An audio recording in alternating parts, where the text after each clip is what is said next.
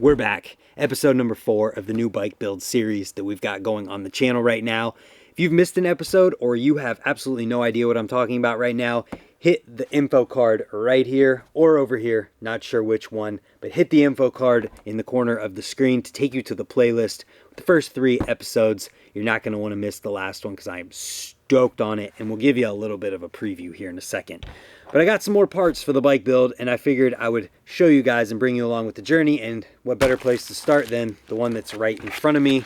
This is something that I don't know how many people are actually going to care about this specific part, but you got to have one for the setup that I'm going to have, so we might as well show it off too. So here we go. This is, for the people in the top-down camera, a total BMX gyro plate. I'll pull it out of the packaging so you can get a better look here. So the reason why I went with one of these, which you see right there, total BMX. The reason why I went with one of these is because of these raised parts right here. I guess they could be lowered too if you flipped it. But I bought this because I wanted to see what would happen and if it would actually give me more pull room for my gyro, or if it just gives you more like cable room and it doesn't actually do anything. I saw Nick Bruce post a picture of his bike, and I saw that he had one of these, and he said he didn't feel any flex with it, so I figured I would give it a shot on my new bike, and this is the gyro plate that I'm going to use. So that's the first thing out of the way. And on the note of brakes, we have got, and some of you may be familiar with these from my previous bike, boom, the Eclat Force brake pads of the female variety. I did a complete review on these brake pads because, newsflash, I ride them because I like them. And just for a quick summary here, they're super thick brake pads, meaning there's a lot of material here. You can see it in the top-down camera. There's just a ton of material there you've got to wear through before these brake pads go bad and you can't use them anymore. And I liked the female part because you can see the bolt here that goes into the brake pad itself instead of having a stud that comes out and then a nut that screws onto that. Because for whatever reason, that nut on my previous bikes when I would use normal brake pads would just destroy my shoes. Every single time. It didn't matter which brake pads. If there was a nut on there, it was going to ruin my shoes. So I tried these out. No more problems. A lot thicker brake pad. And they work. So I definitely like these brake pads. Moving on from there, we'll keep it simple, you know. You gotta have tubes to build a bike. So I got 2 tubes here for the bike. I've got some more parts on the way. And I do have to give a shout out here. The tubes and the brake pads came from Brimstone Bicycles. So thank you to Brimstone Bicycles. They're a huge help in making this bike happen. And once again, I'm setting things aside instead of setting them in the frame. So moving on from there, we've talked about brakes a lot. We might as well talk about the actual brakes. So I've got my hands on a set of Kink desist brakes here.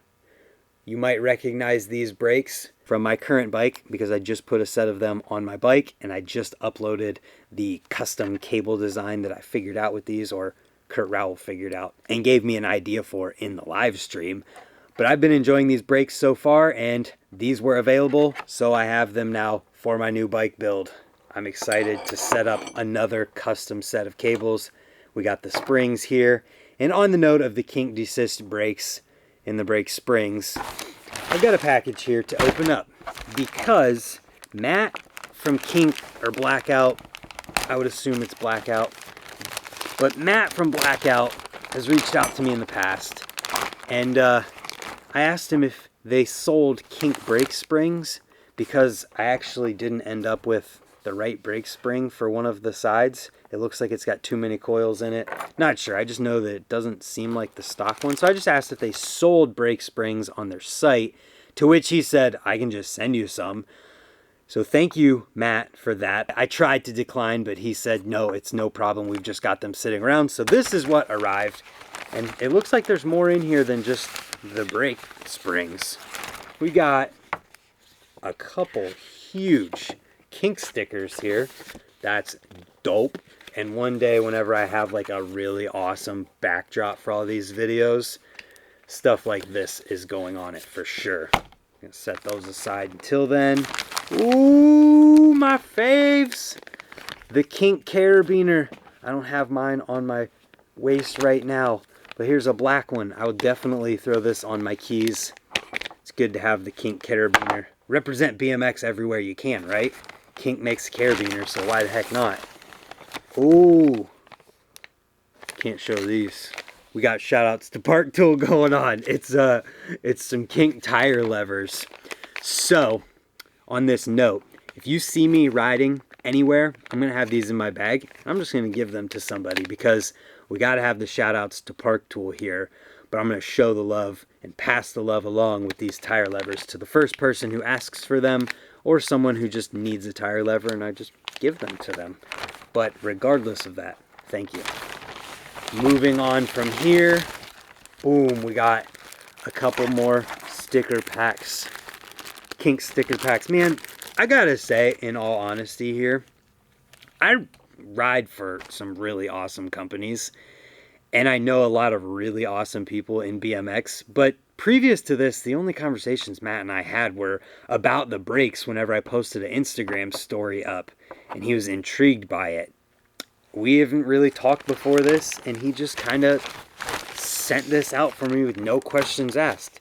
And here are the brake springs, which he packaged up so nicely. Like, just, I don't know, man. I just appreciate the love from people that I don't know who have the resources to help and want to do so. It's just rad.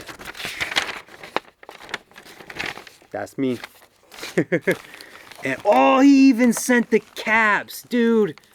Matt, if you see this, you are the freaking man. I'm not gonna lie, I was hoping that these would get included too, because that completely freshens everything. And here, we'll just give a little bit of a close-up here. We've got 2 new caps and springs to go with these brakes.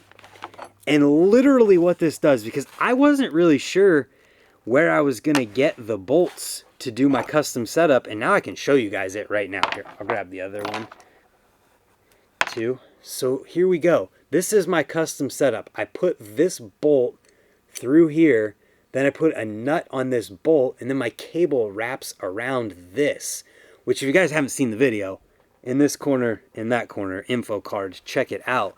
But I'm really stoked on that brake setup, and now I have the bolts for it. I wasn't sure where I was going to get those. I just hoped I had some, or I could take some off of old brakes that I had, but now I don't have to.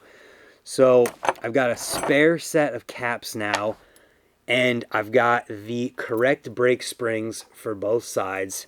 Dude, thank you so much. That honestly helps a lot more than you probably even realized whenever you were sending these. So thank you.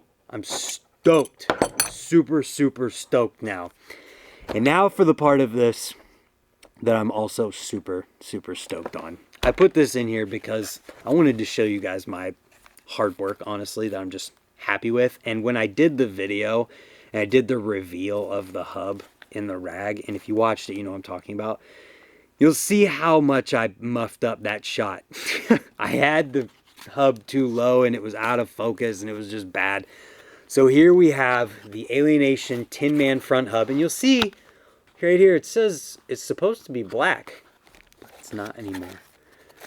Put the bolts aside. I put the rag in this box because I want to keep it that fresh until I build it. I put 5 hours probably into this, polishing this hub up. When I started, it was this color. Now it's polished, and hopefully by the end of the weekend, I'm getting the Alienation logo laser etched back into the hub, so it will have the original logo on it. I may do some more polishing, I may not. You guys can see in here, it's not 100% perfect, but man, it's BMX and it's gonna get dirty anyways, so I may leave it as it is. I may do some more polishing, but look at it. Oh, I'm so stoked. The light shining off of it from the light that I've got here. Let's just, here, we're going to do it, because why the hell not? Look at it. Oh, it's so good. We can even focus closer. Oh, yeah, dude. I cannot be more happy with how this turned out. We're going to put it back into the rag and back into the box because this polished aluminum scratches super, super, super easy. So on that note, everybody, that is what we have more for the bike build. And I've got probably one of the most exciting parts for this coming tomorrow. Hopefully I'll be able to film the video on it Sunday and have it out Tuesday, maybe. We'll see here. Depends on how things go. Either Sunday or Monday I'm filming it and it will come out Tuesday if all goes to plan. So with that being said, if you guys want to follow along with this bike build journey, hit the playlist in the description down below to see the other videos. Make sure you keep up on it. And if you're new here or you're not yet, make sure you're subscribed so you can see the next video because you're not going to want to miss the next one. It is just genuinely, I've never been a part of this part of BMX before. So I'm not going to give away any more than that. I'm just going to say thank you for watching this video and hopefully we'll see you tomorrow for another one. Thank you for watching again